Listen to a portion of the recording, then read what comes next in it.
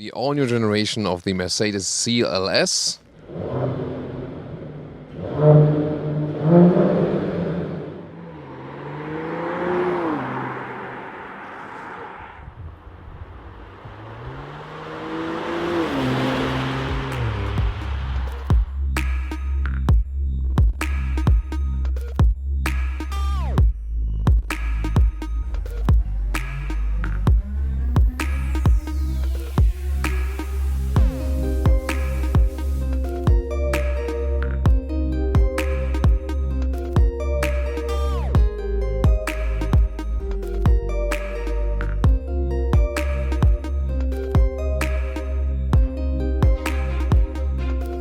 First of all, the front grille, it opens to the lower side. That's like with the Mercedes-AMG GT.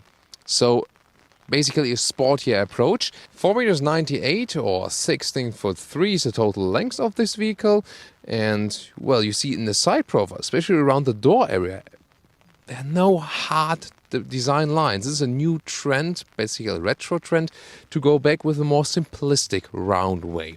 Then rims starts with 18-inch. The AMG or AMG line come with 19-inch, as it is here at the moment. So the rear, it has basically a very round shape. The taillights are now more horizontally drawn. Here the CLS 53 has this additional small wing lip, but I think it's not really fitting to the design of the vehicle. This vehicle looks better when it looks like a raindrop from the rear as a whole. So this is also a main difference to the Audi A7. Here you flip the logo and then you have a separate trunk. The A7 has this concept with a huge hatch to open, and you can see you are limited in height. Just in length, you can put some, cabin trollers here or backpacks. We have put some luggage inside. You can see how much it can actually take.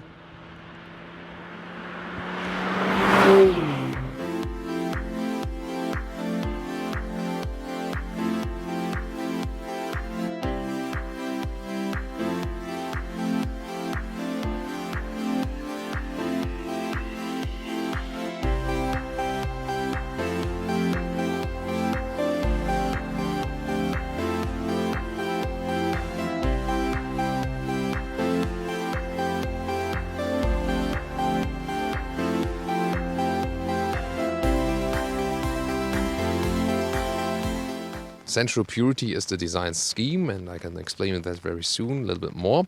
We start first with the seats. In all CLS variants, they come standard with a fabric leatherette mix, fabric inside, leatherette outside. That's really nice.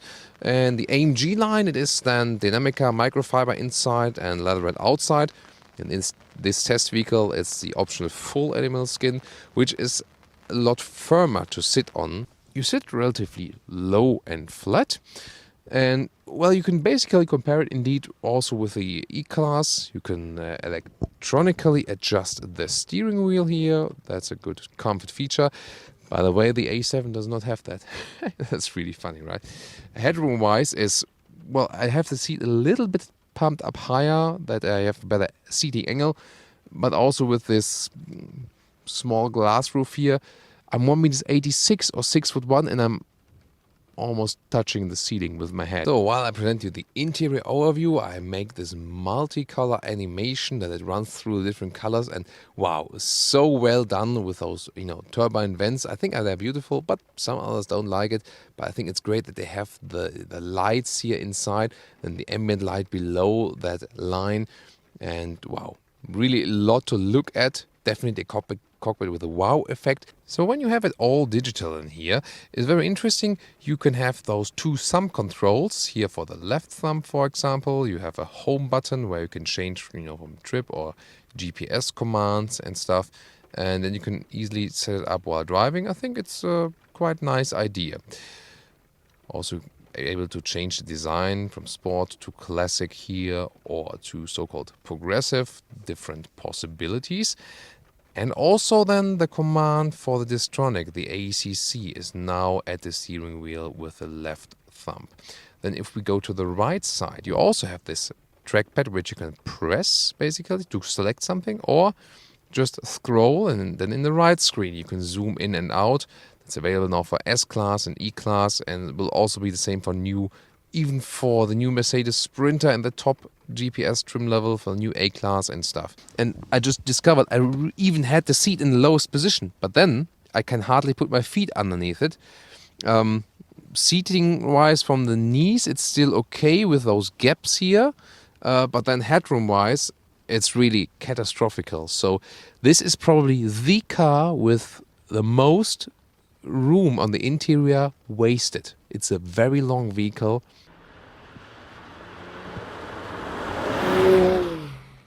Ta-da! Here we go with the R6, so a 6-cylinder, 3 liter of displacement, petrol turbo, either with 367 horsepower in the CLS 450 or here with 435 horsepower in the CLS 53, and both have 22 horsepower extra from the electric engine. So it's an inbuilt hybrid, a new 48 volt mild hybrid, so to say, and for more power and more efficiency both.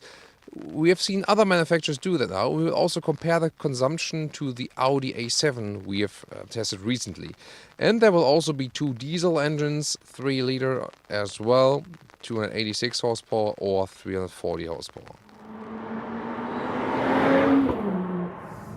So now we found a spot which is not so wet, just a little bit for our dynamic driving mod. That's great. And we go to the sport mode. And let's see, I mean, you do lose some comfort due to the suspension with the AMG setup, but you gain this here, this absolute control of the car, natural driving feeling, shifting down with this 9-speed MCT, some multi-clutch technology. Wow. And of course, the seat bolsters are turning up. A little bit losing the grip here with the wet road. You feel it just a little bit, but naturally to control. And suddenly this rather long and somehow bulky car feels super agile and fast to control, and is of course super fun. You do feel the weight still. That's a difference to a smaller car, so it pushes you a little bit then inside the corners, or well, to the outside of the corner then, so to say. You have this rear wheel bias from the all-wheel drive. You're not only with the rear wheel drive then, so also torque is distributed to the front wheels, but it still remains this rear wheel bias. And wow, I'm riding actually quite fast here and great corners, so smooth this whole transition here. We also have a good tarmac surface here. Look also how precise the steering wheel is according to where I'm steering on the road. That's really a lot of fun. And those active seats help me when the side bolsters are pumped up where I'm actually going to. That's really cool stuff. We also, by the way, let's use this straight to show you something here, because we also have this telemetry system. That is pretty interesting. So you can also see the speed right there. And also those telemetry for the acceleration. So you can do some fancy race stuff. If anyone will ever go to the racetrack with this vehicle, that's really funny. Wow, now we're going up there to the fork. Pretty neat surrounding here also. I really like this landscape. Great control from the steering wheel again. The sound is somehow subtle, so it's not too much, but as we shown you earlier, when you are in the basement garage and then go on the throttle in the Sport Plus mode, then you still hear enough of that for sure. There is also this Sport Plus mode available, but when the road is a little bit slick as it is here now, it's definitely good to still have some electronic stability support from the EC. So you have to be careful with that. The sports mode is already giving you a little bit more freedom, but it's not that harsh then. So that's still quite good. Wow, that looks pretty fancy here. And I can tell you guys, I'm having a lot of fun. Indeed, you can, from the driving dynamics wise, you can compare it to an E43. Exterior is a little bit sharper, at least in front and rear, but the side is actually quite round and actually timeless. You can still see it is a CLS, I think. It is based on this E-Class platform, and you can see that also, especially on the interior. The interior still very sensual, has this wow effect. Very nice, for example, with the ambient light, with the temperature that is, that you can see that in red and blue, depending on the temperature you are choosing.